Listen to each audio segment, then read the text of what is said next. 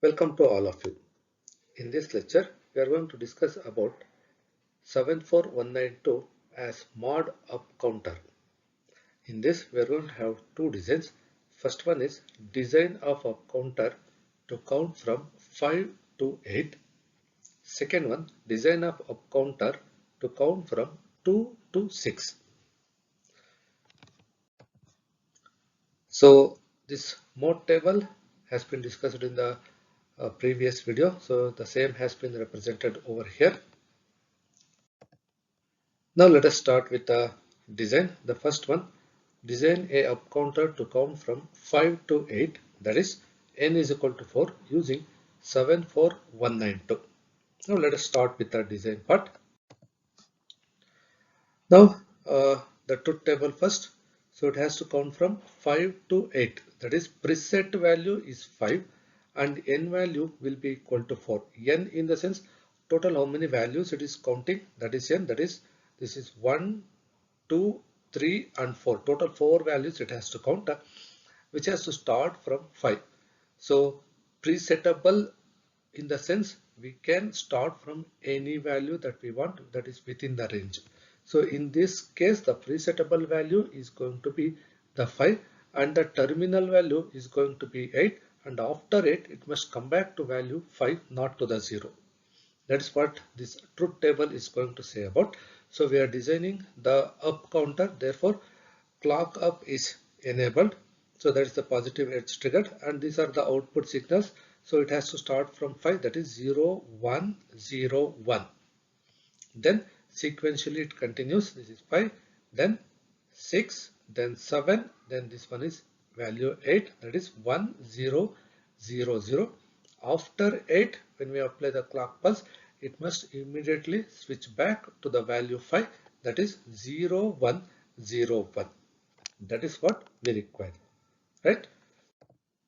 Now, let us go with the connections as well as the steps involved in this. We'll have a detailed discussion of all these things once again when we get into the circuit realization. Let us first go through the theoretical part over here. So the connections, so make master reset is equal to 0 and clock down connected to 1 or to the VCC. Then CPU, that means clock up connected to the clock signal of the trainer kit. Then the preset value, that is D0 to D3 input, they are connected to the input lines of the trainer kit. Then load is connected to the feedback. So the feedback we are going to discuss in detail later. Then the steps involved, set the preset value to 0, 1, 0, 1, that is the value 5. That is D0 to D3 we are going to set to this value. Then initialize the output to 0, 1, 0, 1, that is Q0 to Q3 is the output. We are initializing output Q0 to Q3 to the value 0, 1, 0, 1 by setting PL is equal to 0 as one time measure. That means for the first time when we are running this counter from 5 to 8, so we are going to make PL is equal to 0. Then this is a asynchronous realization which will make the values of D0 to D3 to be shifted to Q0 to Q3. Then after, once we set the output to this value, then we are going to disable this PL. Therefore, this initial setting is going to be one time measure, right? So once we initialized the value, the next step is connect the feedback line to the PL. Then apply the clock pulse, that is the up count clock pulse CPU. So it will keep counting and the truth table will keep continuing, right? So let us go a little bit in detail. So with respect to up count operation that we are discussing, we are going to make use of two things with respect to this mode table. One is this up count setting. So what has been highlighted in the blue color. Second one, this preset setting. These two we are going to make use as a part of this up count operation, right? Now let us get a little bit deeper with respect to the design. So again, 5 to 8 is what we are designing. So preset value means the beginning value is going to be 5 and the end value, the number of counts will be equal to 4. Now let us understand how we are going to make a design of that feedback concept. Feedback concept means two or more or any number of outputs we are going to have. We are going to take that, we will pass through that one of the logical gates, and the output of that logical gate will be connected to the parallel load, so that whenever the terminal count, in this case it is equal to 8, comes, then we are going to design it in such a way that the parallel load at the terminal count value must become low, and by default the output has to be loaded back with the value 5. That is what we are going to discuss in this truth table, right? So now make a consideration that we are starting already with the value 0101. That's what the initial value 5. Then apply the clock pulse. We'll go with 0110. One more clock pulse. 0111 we are going to have. One more clock pulse. We are going to have 1000. This is what the terminal count that we require. Further, as a part of sequential count, when we apply the clock pulse, then by default after this value it will go to the value 1001. But we don't want this value to be displayed. Therefore, what we do is, while making the design of this, we are going to consider two things. So what is the characteristics of PL? That means the parallel load. Either it is active high or active low. Then which are all the inputs we have to feed to the logical gate, and which logical gate we have to make use of. So these are all the things that has to be considered while designing this feedback concept, right? So in this case, the PL is active low. Active low in the sense, when PL is fed with the value 0, then asynchronously the data signals D0 to D3 will get loaded to Q0 to Q3. Right? Now at what situation we want that? When the output reaches to the value 1001, which is not supposed to be displayed on the kit, but this value we have to make use of, so that after this it must appear like it has jumped to this value, that is 0101. Therefore, in this particular case, which are all the values, which are all the bits having the value 1, that we are going to select to design the feedback. So here the Q0 and Q3 are having 1. Therefore, those two signals only we are going to consider. Right? That means when these two signals become equal to 1, output of the logical gate must become 0 so that it can activate PL. That's what the criteria we require. So which logical gate is going to satisfy that one particular criteria? Here it is equal to NAND gate. Right? When NAND gate is fed with the value 1, 1, the output we are going to get as 0, which will be given to the PL. So PL gets activated so that the preset value will get loaded to the output. But we must also take care that in any other previous cases, the output of this NAND gate must not become 0. Let us make a cross check of that, starting from this one, because Q0 and Q3 is what we have to consider. So Q0 here it is 1 and it is 0. So 1, 0 given to NAND gate, output is 1. So PL is disabled. So 0, 0 output is 1. So it's good. 1 and 0 output of NAND gate is equal to 1. Still no problem. So 0 and 1. So again output is equal to 1. So PL is still disabled. No problem. Only at this particular one case, the output will become equal to 0. That is what we also require.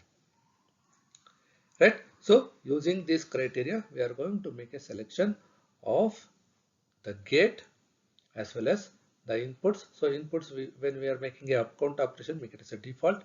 So we consider the bits which are having the value 1. And again, it is Q0 and Q3 here also, and that's what we are considering here. Right? Hope you understood this design part which will be connected to the PL. Now let us get into the step-by-step action, how it is being done. So this is what the realization of the 74192. See the inputs D0 to D3, we are going to set it for 0101 initial value, and then so master reset we are not going to use, therefore it is being connected to ground or to the 0. Then CPD down count we are not performing, therefore this will be connected to 1 or to the VCC. Up count we have to perform, therefore this will be connected to the clock. Right? So Q0 to Q3 are the outputs, and here is the PL. Right? So in the very first state, we need to first set the output to the value 0101. That is the first state that we have to create. For that, what we are going to do? So this is what the condition we are going to make use of. As a one-time measure, see, as you can observe, the Q0 and Q3 are connected to NAND gate, and output of the NAND gate is still left open, not connected to PL. So because as a one-time measure, very first time, I have to make the PL equal to 0 so that these values can be loaded to the output. Once the values are loaded to the output, I am going to eliminate this 0, and then I am going to make a connection of this feedback to the PL. Then after, it will be a sequential rotation that is going to happen, which will not bother us. Right? The first time, very first time setup. So in the other way, what we can do is forget about this value 0, directly connect the feedback to the PL and keep counting after simple one rotation. Obviously everything will set back to this value. That also we can follow. Right? So as a very first setup, this is what the procedure to be followed, but no problem. So any random value it can start, no problem. We can directly connect it, keep counting. By default, somewhere it will come back to this state by default. We need not to worry about that also. Right? Okay. So now let us consider we are following a proper procedure, and we are going to set the PL equal to 0 so that the D0 to D3 has got loaded to Q0 to Q3, and this is what is our initial value we are going to have 0101 we have got. That's the preset state we are operating. Right? We are done with that, and continuation we are just connecting this feedback to the PL. Right? So here you can observe the feedback has been completely connected to the PL. Right? We are in this state. And one thing we have to observe, so at this particular state, when output is 0101, what is the output of the NAND gate? So here it is 0, here it is 1, output of the NAND gate is equal to 1. Therefore, PL is disabled, normal count operation will continue. Right? Now apply the clock pulse so that we are going to perform the up count operation. Now from this point onwards, now this is the most state that we are going to make use of. Now apply the clock pulse so that sequentially it will go to its next value 0110. So here it is 0110. The output has got changed. Right? Once again, verify what is the output of the NAND gate here. So it is 0, 0 is the input to the NAND gate. 1 is the output. Still PL is disabled. No problem. We can continue further with the up count operation. Right? So now once again apply the clock pulse. It will be shifted to next value. So here what you can observe, it has shifted to the next value 0111. So that is 0111 what you can observe. And now also output of the NAND gate is equal to 1. So PL is again, it is still disabled. No problem. We can continue with the count operation. Now apply one more clock pulse. Now here we are going to have one more value. The last value what we require 1000. Right? So output here 1000 what we can observe. Now output of the NAND gate still it is equal to 1. So PL is still disabled. We can continue with the counting operation. Now at this stage, when we apply the clock pulse, we are going to get this one as the output 1001. But it is so fast changing that we are not able to observe this exact value on the trainer kit. So at this state, so 1001, the output of the NAND gate becomes equal to 0. The same is being fed to the PL. So PL is active low, therefore it has got activated. Right? Input to the PL is equal to 0. Therefore, this has got activated. PL is a asynchronous input. Therefore, it won't wait for any clock pulse to get operated. Immediately, it will shift the values of D0 to D3 directly to the output Q0 to Q3. Right? So here you can observe again preset has got activated at this stage. Right? Now here you can observe, so preset has got parallel load has got activated, and the preset value has got now loaded. Right? So this value, even though in a sequential count this value is supposed to occur, since it is so fast changing that we are not able to observe this value on the trainer kit. Right? Immediately it will shift to the next value, which is nothing but this initial value, that is 5. Right? So again the process is going to continue.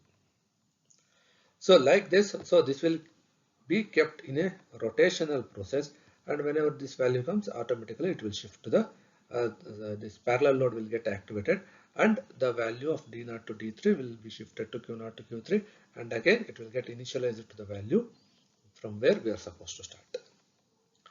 So this is all about counting from 5 to 8, preset value 5 and n value is equal to 4. Now let us make one more design. It is exactly similar to what we had done. So design a up counter to count from 2 to 6, n value is equal to 5 over here, using 74192. So let us go with the design. So 2 to 6 is what we require. Initial value is 2, right? Then 3, 4, 5, 6, total n value is equal to 5. And then after we are going to get this value 7. We are not supposed to get this value on the trainer kit. This is not supposed to appear. Therefore, what we do, we make use of this particular value and we are going to design that feedback concept. Right? So, whatever the concept we discussed with respect to design of the feedback, with respect to the previous question, the same we are going to follow here also. Right? So, prefer the bits which are having the value 1. So, Q0, Q1 and Q2 we are going to prefer.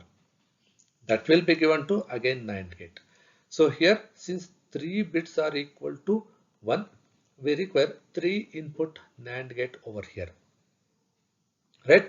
Only when this particular case appears, the output of this NAND gate will become equal to 0. PL gets activated and then the preset value will get loaded to the output.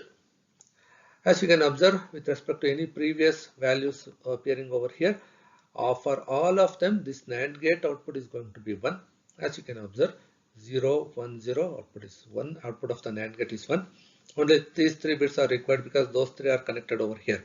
Right, again here 1, 1, 0, again output of NAND gate is 1, 0, 0, 1, output of NAND gate is 1, 1, 0, 1, output of NAND gate here also 1, and 0, 1, 1, output of NAND gate here is also 1. So these are not going to bother us with respect to the feedback. Only when it comes to this particular case, the output becomes equal to 0, PL gets activated. When it gets activated, the preset data, that is value equal to 2, that will get loaded, so that we will get on the output 0, 0, 1, 0. Right? So let us get into the circuit. So this is what the circuit we are going to have. So initial procedure, first we have to apply the preset operation. Therefore, see the connection has been done over here. As you can observe, preset value has been set, master reset equal to ground, down count operation, down count clock set to 1 or to the VCC, clock up set to the clock. This is the output and this is the PL value. The feedback is designed over here. Right? So initial procedure, PL is set equal to 0 so that we can parallel load these values to the output. So this has been done over here. Once it is being done, so this is what the output observable on the kit. Then after, we are going to eliminate this 0 and we connect this feedback over here. Right? Now this is what the observation, what you can do. So feedback, it is connected to the PL. Right? So then, so we can observe the output 0, 0, 1, 0. So that is available at the output. Then after it will continue with the sequential up count operation. So this is what the up count operation. So apply the clock pulse, it will be shifted to the next value. See, as you can observe, see output has been shifted one after the another, one after the other. So until the almost terminal count, right? So what we have to observe here is, so I have not shown the intermediary outputs stage by stage, since we have gone through all those details in the previous itself. So I had not shown all intermediary stages. So by applying the clock pulse, it has gone through all intermediate stages, and now at this stage we applied the clock pulse. Now it has reached 0, 1, 1, 1. Now at this stage, when the values Q0, Q1 and Q2 are being given to the NAND gate, its output now reaches to 0, which will activate the PL. PL is asynchronous. It will load the data D0 to D3 parallelly to Q0 to Q3, and immediately will be able to observe the value 0, 0, 1, 0 at the output, which is nothing but the initial value 2. Right? Now this process will keep continuing, as you can observe here. So the value, it has got parallelly loaded. Now it will continue in this process in a cyclic manner. Thanks for joining.